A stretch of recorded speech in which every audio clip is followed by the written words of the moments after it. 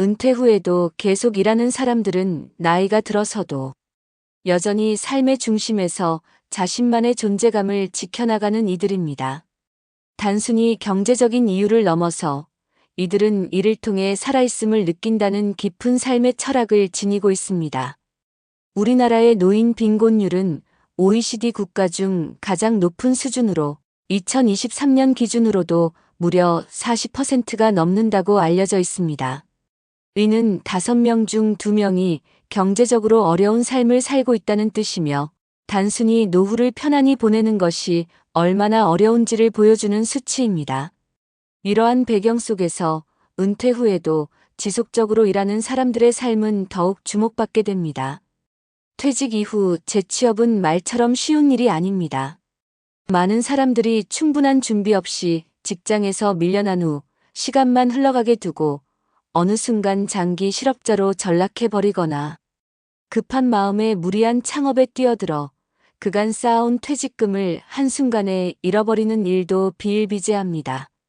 이런 상황 속에서 일할 수 있는 기회를 가진 이들은 단순히 직장을 다니는 것이 아닌 인생의 활력을 다시 얻는 귀한 기회를 품고 있는 셈입니다.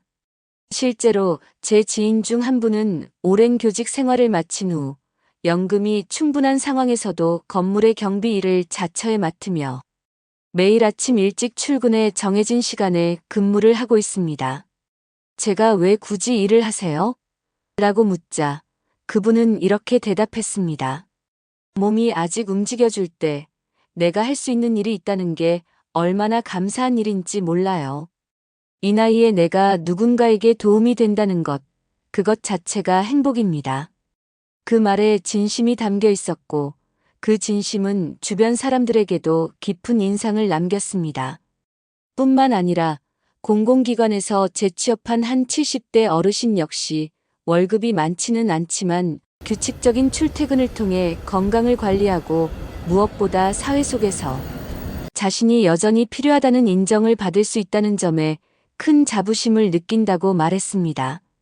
그는 손주에게 과자값이라도 쥐어줄 수 있을 때의 행복이 얼마나 큰지 그 따뜻한 기쁨이 매달 월급날마다 밀려온다고 했습니다. 이런 감정은 단순한 수입 이상의 가치입니다. 내가 벌어서 내가 사랑하는 사람에게 작게라도 나눌 수 있다는 건 어쩌면 인생 후반에서 느낄 수 있는 가장 아름다운 성취일지도 모릅니다. 이처럼 일하는 노년은 단지 경제적인 활동이 아닙니다.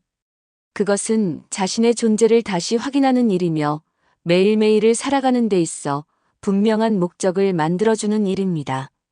나 요즘 바빠서 정신이 없어라고 웃으며 말하는 은퇴한 이들의 밝은 얼굴에는 피곤함보다 오히려 살아있다는 생기가 느껴집니다. 이들은 몸은 바빠도 마음은 오히려 더 여유로워지고 일상에 대한 감사함은 더욱 커지는 것을 경험합니다. 여기서 중요한 점은 이들이 반드시 돈을 많이 벌어서 행복한 것이 아니라는 겁니다. 대부분의 경우 그들은 지역시설 환경관리, 택배 보조, 공공기관 지원 업무, 아동이나 장애인 돌봄 같은 공익적 일자리에 참여하고 있으며 수입은 많지 않지만 그 일이 주는 의미는 돈 이상의 가치를 지니고 있습니다. 공공기관이나 지자체가 운영하는 노인 일자리 사업 역시 좋은 선택지가 될 수 있는데 자신의 체력과 상황에 맞는 일을 선택하고 무리 없이 일정한 리듬 속에서 생활하는 것만으로도 건강과 자존감을 동시에 지킬 수 있습니다. 무엇보다 일을 하기 위해서는 몸이 먼저 건강해야 합니다. 젊은 시절처럼 격렬하게 움직이지 않더라도 가벼운 산책이나 간단한 근력 운동을 통해 기본적인 체력은 미리미리 유지하는 것이 중요합니다. 그래야 어떤 일이 주어졌을 때 그것을 감당할 수 있는 기반이 마련됩니다. 그 기반 위에 나의 작은 역할이 자리 잡고 그 역할이 곧 나의 존재감을 만들어줍니다. 그리고 그 존재감은 타인에게도 선한 영향력을 미칠 수 있습니다. 주변 사람들은 당신을 보며 저렇게 나이 들고 싶다고 생각하게 되고 당신은 스스로의 삶이 누군가에게 희망이 된다는 것을 깨닫게 됩니다. 이처럼 은퇴 후에도 계속 일하는 삶은 단순한 경제활동을 넘어서 인생의 후반전을 더 아름답게 만드는 중요한 열쇠가 됩니다. 어떤 사회적 지위나 재산이 없더라도 오늘 내가 한 일이 나를 살아있게 하고 그로 인해 누군가에게 기쁨이 되었다면 그 하루는 충분히 가치 있는 날입니다. 그 작은 하루들이 쌓여 결국 누구보다 부러운 인생이 되어가는 것입니다. 나이가 들어도 귀티나는 사람이라는 말은 단순히 외모가 곱고 옷차림이 고급스럽다는 의미를 넘어서 그 사람의 전반적인 삶의 태도와 분위기, 그리고 주변에 주는 인상까지 포함한 전인적인 이미지에서 비롯된 것입니다. 흔히 귀티가 나는 사람이라고 하면 비싼 명품을 입고 고급스러운 액세서리를 착용한 사람을 떠올릴 수 있지만 진정한 귀티는 그렇게 외적인 치장으로 만들어지는 것이 아닙니다. 오히려 너무 화려하거나 지나치게 꾸민 듯한 모습은 오히려 어색하거나 억지스러워 보이기 쉽고 자연스럽게 사람들의 눈살을 찌푸리게 만들기도 합니다. 진짜 귀티는 무언가를 덜어낸 듯한 단정하고 깔끔한 모습 속에서 그 사람의 삶의 무게와 깊이가 은은히 배어나오는 경우가 더 많습니다. 제가 아는 어떤 분은 늘 깨끗한 셔츠 하나에 잘 다려진 바지를 입고 다니는데 어떤 날은 심지어 무채색의 단순한 옷차림임에도 불구하고 주변 사람들의 시선을 자연스럽게 사로잡곤 합니다. 그분을 자세히 보면 늘 자세가 바르고 걸음걸이도 당당하며 무엇보다 얼굴 표정이 항상 밝고 따뜻합니다. 알고 보니 이분은 매일 아침 규칙적으로 산책을 하며 자신의 건강을 위해 가볍지만 꾸준한 스트레칭을 빠뜨리지 않는다고 했습니다. 또한 자신의 물건을 항상 제자리에 놓고 정리하는 습관도 오래전부터 생활화되어 있었다고 합니다. 이러한 생활 습관이 바로 그 사람의 품위로 드러난다는 사실을 깨닫게 되는 순간이었습니다. 귀티는 단순히 외모에서만 오는 것이 아닙니다. 타인을 대하는 태도에서도 나타납니다. 나이가 들수록 말투는 부드러워지고 웃음은 따뜻하며 누군가가 실수하더라도 너그러이 넘길 수 있는 여유를 가진 사람. 그런 사람이야말로 진짜 귀티가 나는 사람이라고 말할 수 있습니다. 작은 일에도 감사하다, 고맙다고 말할 줄 알고 대화를 할 때도 상대의 눈을 바라보며 끝까지 경청하는 사람. 그런 사람 옆에 있으면 말수가 적은 사람조차도 마음이 편해지고 자신도 모르게 미소를 짓게 됩니다. 링컨 대통령이 40이 넘으면 자기 얼굴에 책임을 져야 한다고 말한 것은 단순한 외모의 문제가 아니라 살아온 인생이 얼굴에 드러난다는 의미입니다. 젊을 때는 생김새가 부모의 유전일지 모르지만 중년을 지나고 노년기에 들어서면 그 사람의 표정, 주름, 눈빛은 오롯이 그가 살아온 방식과 품성에서 비롯된다는 것입니다. 이를테면 인상을 찌푸리며 살아온 사람은 이마와 미간에 깊은 주름이 생기고 매사에 긍정적으로 살며 잘 웃는 사람은 눈가에 웃음 주름이 자리 잡습니다. 얼굴은 그 사람의 인생을 반영하는 거울과도 같고 특히 나이가 들수록 그 효과는 더욱 분명하게 나타납니다. 이러한 면에서 보면 나이가 들었어도 귀티가 나는 사람은 자신의 삶에 책임을 지고 살아온 사람입니다. 성실하게 하루하루를 살아냈고 타인에게 상처를 주기보다는 위로와 배려를 건넸으며 스스로에게도 엄격하면서도 따뜻한 사람이었음을 암시합니다. 예를 들어 손주와 산책을 나설 때도 말끔한 옷차림과 함께 고운 말을 사용하며 천천히 걸어주는 할머니, 동네에서 마주치는 누구에게든 웃으며 인사를 건네는 할아버지의 모습 속에서 우리는 쉽게 귀티를 느낍니다. 이들은 사람의 시선을 의식해서 그렇게 행동하는 것이 아니라 자신의 내면이 그렇게 자리를 잡았기 때문에 자연스럽게 몸에서 배어나오는 겁니다. 결국 귀티는 하루아침에 만들어지는 것이 아닙니다. 젊은 시절부터 이어진 꾸준한 자기관리와 타인에 대한 존중, 자신의 삶에 대한 성실한 태도에서 오는 복합적인 결과물입니다. 화장품으로 바른 빛이 아니라 마음에서 올라오는 빛이며 값비싼 액세서리가 아닌 삶이 주는 향기라고도 표현할 수 있겠습니다. 그래서 귀티나는 사람은 단지 멋져 보이는 사람이 아니라 존경받고 싶은 사람, 닮고 싶은 사람, 그리고 곁에 있고 싶은 사람으로 다가옵니다.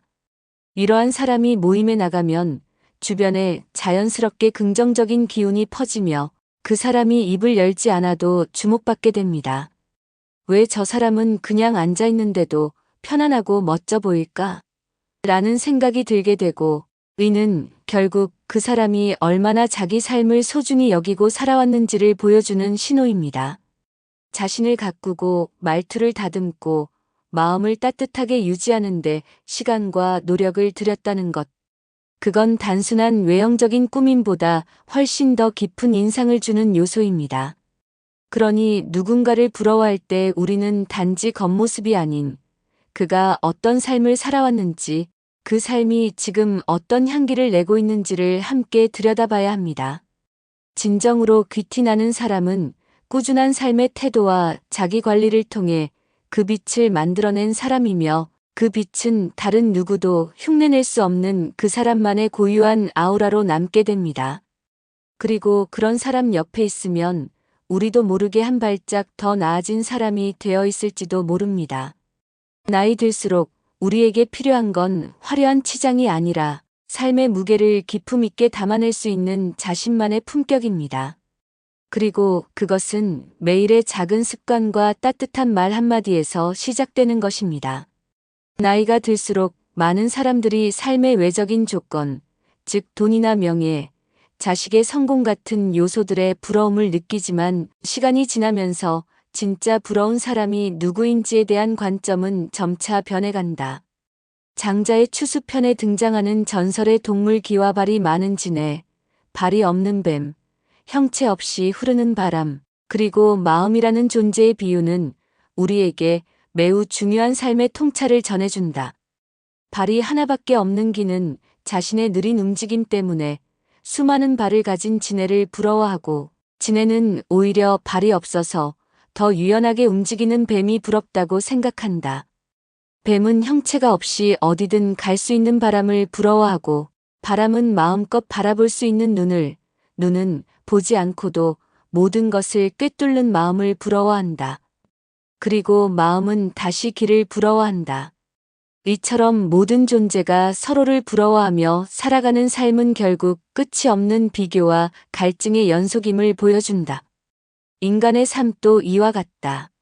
누구는 건강을 부러워하고, 누구는 재산을 부러워하며, 누구는 자녀의 성공을 부러워한다. 하지만 그런 부러움은 결국 자신에게 없는 것을 기준으로 삼기에 생겨나는 감정일 뿐, 진정한 행복이나 충만한 삶을 보장해주는 것이 아니다. 진정으로 부러운 사람은 결국 남을 의식하지 않고 자기 삶에 충실한 사람이다. 그들은 외적인 기준에 자신을 끼워 맞추지 않으며 남의 눈치를 보지 않고 스스로의 내면을 돌아보는 데 집중한다. 그런 사람은 작은 것에 감사할 줄 알고 현재 자신이 누리고 있는 삶의 가치와 의미를 발견할 줄 안다. 물질적 소유에 연연하지 않고 남과의 비교에서 벗어나 자기만의 삶을 만들어가는 사람, 바로 그런 사람이야말로 시간이 갈수록 더욱 빛나는 삶을 살아간다. 현재 누리고 있는 것들이 당연하지 않다는 걸 알고 일상 속의 소소한 기쁨에 감탄할 줄 아는 사람은 외부의 소음에 휘둘리지 않고 중심을 잡으며 살아간다. 그들의 삶은 억지로 꾸미지 않아도 자연스러운 품격이 묻어나며 그 내면의 안정감은 타인에게도 좋은 영향을 미친다. 다른 사람의 말에 흔들리지 않고 자신의 선택과 길을 존중하며 나아가는 사람은 어떤 상황에서도 자기답게 살 수 있는 용기를 지닌다. 이러한 사람들은 주변 사람들에게도 따뜻한 말 한마디를 건넬 줄 알고 타인의 말을 잘 들어주며 작은 일에도 고마움을 표현한다. 이러한 자세는 인간관계를 더욱 단단하게 만들고 삶에 긍정적인 에너지를 불어넣는다. 실제로 모임 자리에서 가장 부러운 사람은 목소리를 높이며 자식 자랑을 하거나 재산을 과시하는 이들이 아니라 말없이도 편안하고 당당한 분위기를 풍기는 사람이다. 그들의 말투, 표정, 태도는 나이 든 후에도 그 삶이 얼마나 의미 있게 채워지고 있는지를 보여준다. 남들이 자랑하는 것을 들으며 주눅들거나 나만 뒤처졌다는 생각에 움츠러드는 대신 자신이 어떤 삶을 살아왔고 앞으로 어떤 삶을 살아갈 것인지에 대한 깊은 확신을 지닌 사람. 그는 남들이 부러워할 대상이 되는 것이다. 우리가 지금 이 순간 누리고 있는 것들, 예를 들어 아침 햇살을 맞으며 따뜻한 차 한 잔을 마시는 여유, 가까운 친구나 가족과 나누는 진심, 어린 대화, 혼자만의 시간을 통해 자신을 돌아보는 조용한 순간들, 이러한 일상의 평온함이야말로 누구나 부러워할 만한 삶의 정수다. 그 안에 숨어 있는 진짜 부요함을 아는 사람은 더 이상 다른 누군가의 삶을 탐내지 않는다. 그는 오히려 지금 이 삶의 모든 것이 선물이라는 것을 알고 겸손하게 받아들이며 그 가치를 나누려 한다.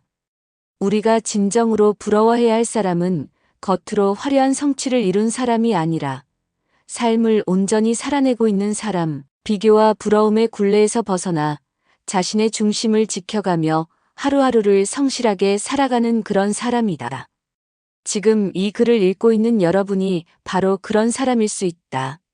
타인의 성공을 존중하면서도 나의 삶에 집중하고 누군가의 자랑에 휘둘리지 않고 내 삶의 속도에 맞춰 걸어가는 사람, 그런 사람이 결국 가장 여유롭고 따뜻하며 다른 이들의 마음까지 사로잡는 존재가 된다.